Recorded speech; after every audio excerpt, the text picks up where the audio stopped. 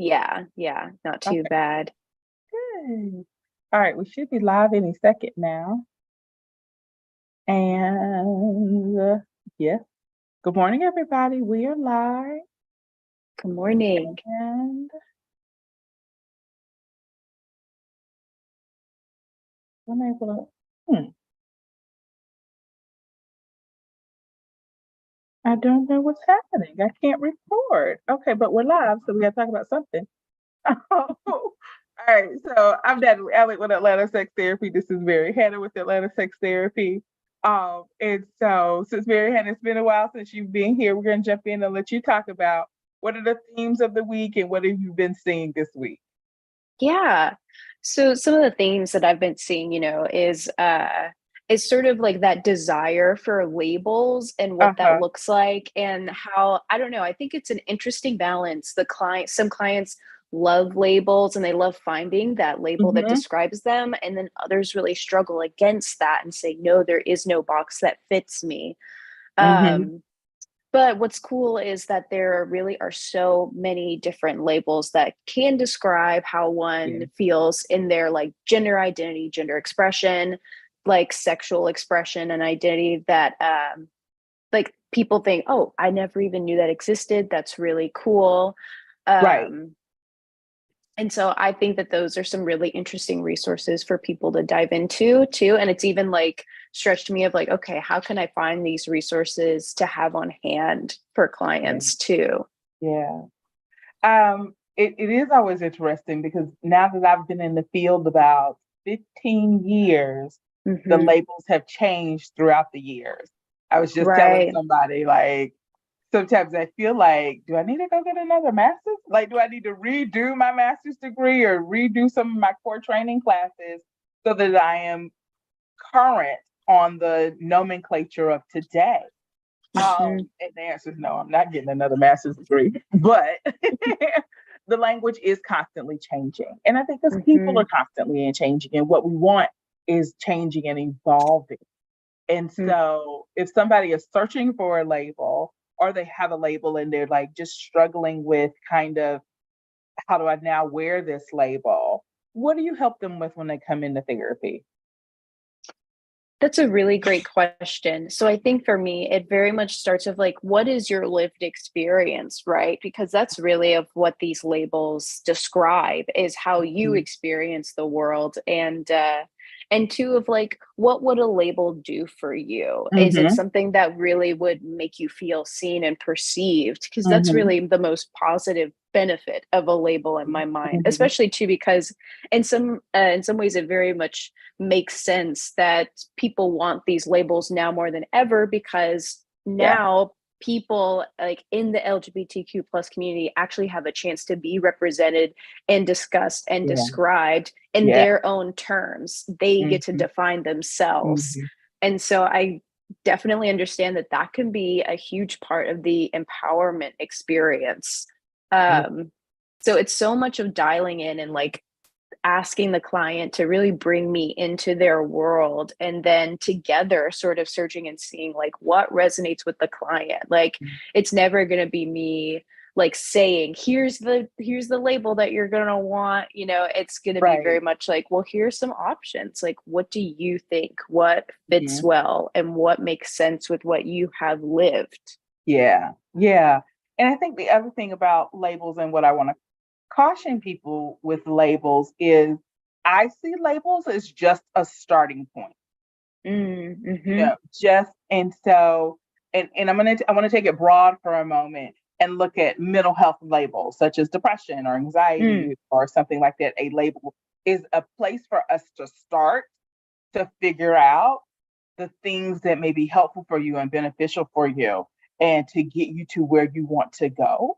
And I also want people to know that they can change labels if they need mm-hmm. to, if it serves them to change a label. Because I think sometimes people are apprehensive about adopting any type of label, like Right. really apprehensive, because it's like, I'll be stuck with this for life. Mm, No, no, no, no, no, no. You don't have to be stuck with the label for life. And mm-hmm. hopefully, now if it's kind of like a biological hereditary mental health issue, then yes, you may be struggling with that for life. But a lot of people's situations, depression, anxiety has been from a theme, a situation, Mhm. an occurrence. And so we can work on those. And so you don't have Mhm. to struggle with anxiety your whole life or depression your whole life. Hopefully, we're going to get you some skills that will help you not have to deal with those and not have to carry that label. But again, I just want people to know, like, labels can be changed. Like, you can absolutely change your labels. And what works Mhm. for you as you're single, actually looking back at those labels, may actually work different from you when you're in a relationship, you know? Mhm. Because I'm thinking like some partners might not be okay with this new label that you have or not have or how you entered. And so even though you guys labels play an important part, I think, of how we see ourselves, I want you to be able to hold your label lightly, you know, Mm. and and, Mm. and really think of it as kind of a starting point for helping me figure out how to live my life better. Like Mhm. what do I need to add to it or take away from it, and just having a good list, you know? Mhm. I almost see it as, I would love to see it like as a tentative shopping list somebody else made for you. But you know your Mhm. household, you know what you need in your kitchen. And so you can say, no, we don't need salt, or no, I don't need this, or but I do need more of this. And let me add that to the list. So, okay, what does that bring up for you? Yeah, and that brought up a couple things of one, I think it's so interesting of like people that either like it is so helpful for them or it is so weird for them to like find a mental health label. For Yeah, some people, it's like, oh my goodness, I yeah, finally have something that describes what I've been experiencing all these yeah, years. And for yeah, some people, it's like, I have depression now. I am like a person with depression, and it becomes over defining. I think what you said of yeah, like holding it lightly is so yeah. great too. Hmm. And especially to another thought that came to mind is like, again, to even like in like LGBTQ plus communities, like when you don't hold that label lightly, I feel like that's also what can lead to gatekeeping sometimes. And all and like those ideas of like, well, are you this enough? Are you really, Hmm. and even like sort of those ways that internal stereotypes can be unintentionally perpetuated. Yeah, I was just reading a book, and I can't remember the name of it, but it was by somebody who identified as asexual. And Mhm. what I had never considered or thought about, that she made an excellent point about in the book, is that even within the LBGT community, she felt that she wasn't like messed up enough, traumatized enough, like Mhm. discriminated against enough to be a part of that Mhm. community. And so I don't even know what to say about that. Like, I was just shocked, like, oh wow, really? And Yeah. so I want to make sure that we're holding labels as we hold them lightly for ourselves, that we also hold them lightly for others and allow Mhm. for their story to be their story, to not Yes. diminish it because it's not exactly like ours, or Mhm. diminish it because we feel like they didn't experience as much pain as we did. Mhm. And sometimes a lot of people get into pain comparison, where my pain Right. is yours, or and so therefore I am blah blah blah blah. Mhm. And so, but I think everybody's pain is their own pain and different. And Mm. we can both experience the same exact thing, but because of our history, we may experience it completely different, you know? Right. So you could come out, actually, I remember specifically because I was doing some military PTSD work, and two guys had the exact same experience. And one guy was totally traumatized, and the other Mhm. guy was like, thing. Yeah. I knew the planes were gonna save us, and and the other guy was like, I saw my life flash before my eyes, and I was dying. And so, and so, I think we have to honor that as Mhm. well. Mhm. Yeah, everybody Yes. has their story. They may not be traumatized. They may be traumatized, but we can't judge that. We just have to Mm. listen. And Mhm. so hold our own stories and make room that their stories are actually their stories. Yes, that's so true. I feel like that makes me think of like a whole other topic of like trauma and how Mm, like hesitant people can be to call their mhm. own experience trauma. And I think it Yeah. comes from like this misconception that trauma is defined by someone else when really you Yeah. get to define it. Like Yeah. if it's your system that is completely Mhm, overflooded and mhm, overwhelmed, then like mhm. that is your body defining that moment as Oh, trauma. that's so good. Oh, I hadn't heard it like that before, Mary Hannah, but that's so good. But it makes me want to educate a little bit. Okay. Mhm. And so in the therapy world, we have this thing we call big T traumas and Mm. little T traumas. Mhm. Big T traumas is like Maui burning down. Right. Everybody may have been traumatized from that. Like it's really big. Little T traumas are those little hurts that we experience that nobody may ever realize is a trauma, but it traumatized us. And Mhm. so it could be as simple as, um, so when I was cooking my breakfast this morning, I was cooking in the clothes that I'm wearing now because I'm gonna be at home all day. It'll be fine. But there's part of me that still remembers in the sixth grade when I got on the bus and this girl was like, "Oh, you smell like food," and so, Mm. and Mm. so throughout Yeah. all of my years, I've been very conscious to like cook breakfast in one outfit, change it, and then make sure I put on another outfit to go out into Yeah. the world. And so that's something that could be a little T trauma, you know, Mhm. because it really hurt Mhm. like that. Oh, you smell like food. And it's not something I think anybody would see as bad, but it is something that Mhm. shook me then and still kind of Mhm. affects my way of being today. It's Right. like I'm 40 some odd years old and I'm cooking. Oh my God, I'm in my clothes. I still flash back to that. So there's Yeah. so many little things that happen to people Mhm. that kind of just really shook them, and they play a part into who we are. And so we call Mhm. those little T traumas. That might not be the best example, but that's um, a really good kind of small T trauma.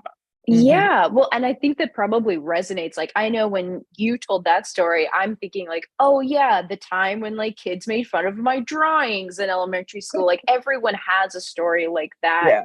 and I Hmm. think it very much helps to break down that there are, like, different categories and even that Hmm. way and that label, like, people can Right. feel more comfortable saying like, "Okay, Right. yeah, then this was, like, a little T for me." Right. Yeah. And now that I'm even thinking about it, like, because we hear the stories where adults are saying, "Well, my teacher told me I was blah, blah, blah." Or, Mm, mhm. um, what's coming to mind is somebody mother told them that they couldn't sing. And so Mm, they really have never opened their mouth to sing ever again, mhm. and so that would be a good little T trauma. So again, not Yeah. traumatic, not life threatening, but affected you in a way that kind of shapes your way in the world. And so, not to be able to open your mouth to sing, even badly in the Yes. shower, Yes. that's affecting. So, okay. Mhm, All right. This is also because we do so much couples therapy. I mhm, want to talk about these labels in couples therapy and honoring each other's stories in couples therapy. So, mm, because that kind of mhm, came from me a little bit. So, I think mhm, what I want to say is I always want to encourage couples and teach couples the skill of honoring your partner's story. You know, mm, and so mhm, usually. Um, the first thing, one of the first things, like when I have couples in my office and they sit down and they haven't done any therapeutic work before, any couples work before, usually that's like the first thing I have to say. You're lying. That's not what happened. Okay, time out. Time out. Couples therapy 101. We honor our partner's story, mm, and so I usually spend like the first session saying, okay, wait, we don't call our partners liars. Their perspective is going to be different from yours because mhm. everybody's perspective is shaped by the historical lenses, the historical experiences, and so I really want to encourage my clients to say, just simply, man, I didn't know you saw it that way. Or, oh, I didn't Mm, know it affected you that way. Or mhm. very least, that's interesting. That's interesting. I really agree with your take. I mean, don't say that part, but yeah, just that interesting as Anything, opposed to, something small. right. So, how do you usually work with your couples within that dynamic when they're not honoring each other's stories or even labels or experience? Mhm. Yeah, that's such a great question because I feel like that's really like the foundation, right? Like you said, like Mm, it's therapy 101, couples yeah. therapy 101 of like you have to learn how to listen to each other and be open to what the how the other person experiences the world. And I Mm-hmm. feel like that does so much to just promote empathy, more empathy and compassion between you both too. Um I think I really love to like do like a big breakdown, you know, especially like the whole thing of like this person is going to share their perspective and then this person has to repeat back what they heard, right? And they Yeah. have to do that until they till the person that shared their story first is like, okay, yes, you got it right. Because even then it shows how much like lost in translation there can be between someone saying and someone hearing. And so I feel like that's even just one practical thing that I try to do is like, let's actually get y'all in a rhythm of being able to hear and repeat what the other person is truly saying. Cause that really does focus it around Yeah. that partner more. Because oftentimes people will mishear things because Yeah. they think something is being invisibly said about them. Yes. Yes. So actually, another colleague of mine, I have not seen the research on this myself. So we're gonna have this. We're gonna take this with a grain of salt. But I trust this colleague, and so I feel pretty good. That's why I'm willing to say it live Mm-hmm. online. Is that the more emotionally involved you get with a person, the Mm-hmm. less you're going to hear them accurately Mm-hmm. and interpret what they're saying accurately. And so a stranger, you will probably have 90 to 95% accuracy of hearing and understanding what they're saying. Yeah. A loved one, like a spouse, the more you're with them, the more you come to love them, the more they become your family, Mm-hmm. the accuracy of hearing and understanding them is going to decline. And it could get Mm-hmm. down to, I think she said 15 to 20% of Wow. understanding. Yeah. I know. Yeah. Isn't that so like, whoa, Yes. Yeah. because we actually have this comment, this misconception, I think. And Mm. I can see a couple of TV scenes, so I can know it's perpetuated on TV, is that Mhm. the longer we're together, the more we should understand each other, the more that we should just know. Right. The truth of the matter is people change. I think Mm. everybody will say, I'm not the same person I was 10 years ago. And at Right. least half of us will say, I'm not the same person I was 5 years ago. I Mhm. know probably everybody could attest to that right now just because the pandemic changed us all and Yes. shifted us all these different ways. And so being open to that, I think is Mhm. really important for couples. Really, really important to Yes. begin like, Yes. maybe I'm not understanding my partner at all, you know? Mhm.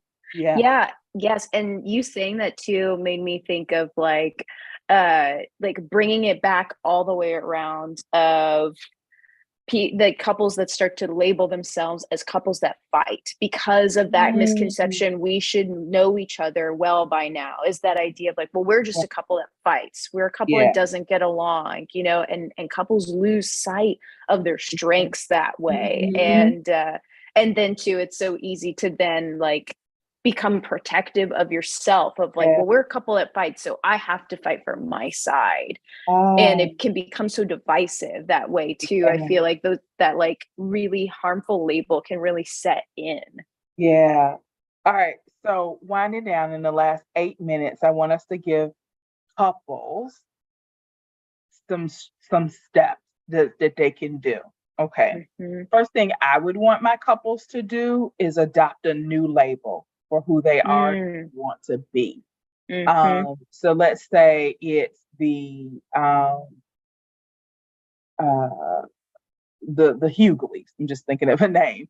I Mhm. would want them to be like, what can we adopt as a name of who you want to be? The honest Hughleys, the fighting Mm. Hughleys, but fighting for change in our relationship, or Mhm. the change catalyst Hughleys, the dominators. Like, who do you want to be now? And then Yeah. making sure that we're adopting that a spirit of team and working together. And then Mhm. I want my couples to start working together. And Mm. so, one of the biggest things I want my couples to work on usually first is their recovery time from an Mm. argument. And Mhm. so, if you have an argument and then you guys are not talking and mad at each other for 3 weeks, and then you're Mm. good for a week, that is a marriage is going to feel like hell because you're out Mhm. 3 out of the month. And so, I want couples to immediately, as a team, so the new team, Mhm. Team Hughley is now going to work on conquering this recovery time or Mhm. rebound time, whatever we want to call it, and getting it down to, I'd like it to be down to no more than 4 hours. You Mhm. know, we get it. We have a misunderstanding, a miscommunication. We know how to take breaks. We need to come back. We know how to have a conversation on it, and then we're good. And so, kind of Mhm. really focusing on that, and so giving the new team the new label for who we are, like the great communicators. Yes. Giving that new label, and then giving it a goal. Okay, what's some of the things that you do to kind of help couples when they have that dynamic of the different dynamics? Go ahead. Yes, yeah. I loved what you said too, by the way. I think that is so true. And again, too, like something Gottman talks about a lot of like who breaks that tension and does the other partner like accept that offer to break the tension too, and how much that says about like how resilient your relationship is in that moment. Even just Mhm. to like take it from there, right? Like, okay, Yeah. you've taken the break and now you're gonna try to like resolve the argument. I would go back to of like the exercise I mentioned earlier, anyone can do at home, right? Is Mm. learning to sit and listen to your partner and take turns, like one partner Mhm. like says their side and the other person does not interrupt, and that's Right. a really really big part of it. And Really, even really big part of it. yes, right. And even something in that can be like, imagine the time that you felt like the most listened to in your life, and Oh, imagine that person and what did they do? Like, and remember how it felt to feel so heard, oh and thinking of wow. like, I wish I Give made that that up. to your partner. I'll say gift that to your partner. Yes, Yeah. exactly. Yes. And I'm gonna then, start using that. I yes, haven't been using that, but that's so fabulous. Even I when you know, were right? saying it, I thought about the time that I felt most hurt in my life. And it's just Mhm. like, oh, I would do that for somebody. I know. I wish I could say I made it up. I did not. I cannot remember which book I read it of, but it also stuck with me too of like, what would it look like to embody that and give that to Mm, your partner, like you said, mhm. and let your partner tell their entire story and then see if you Yeah, can repeat it back to them, which is also going to yeah, require active listening, where you right. are not thinking of your response to them. You're going to have to Mhm, repeat it back. mhm. And just see, like, take turns as a couple, like doing that, repeating Yeah, it back to them and seeing if you really heard them right. Because then yeah, at least you know what page you're on to yeah. start talking together of like what this disagreement means. Mhm, mhm. That's so good. That's so good. Oh, that makes me feel so good. All right, so wrapping up, we want you guys to honor labels, I feel like in every way. And so honor labels that you may be dealing with and struggling with, honor that other people may be dealing with and struggling with what labels work best for them. Be open to the other. So whether that's Mm. the other in community or the other in your own home, that their lived experiences are going to be very different from yours. Hmm. Even if you guys are experiencing the same thing, it can be just very very different. Um, I think that's it. What other takeaways do you want people to take away from today? Yeah, I loved what you said of like labels being the starting point. And so that being either the label that you feel good about that you want to like expand upon and add as just like one aspect to who you are, the many Mhm. things, or it's a label that you're like, this, I don't like this label. This does not make me feel good. It doesn't make me act better. It doesn't focus on my strengths. So the starting Mhm. point is, how can I move away from this label? Yeah, that's so good. That's so good. Yeah. All right. Well, thank you so much for giving me your time today and your wisdom. And I learned something new. So I'm so excited. I can't wait to have a couple or individual in my office that I can use that new technique with. Absolutely. Absolutely. Yeah, It's new always a tools for my pleasure toolbox. too. Yes. Yeah. So I will see you in another 2 weeks, my dear. Perfect. Great. See All you right. then.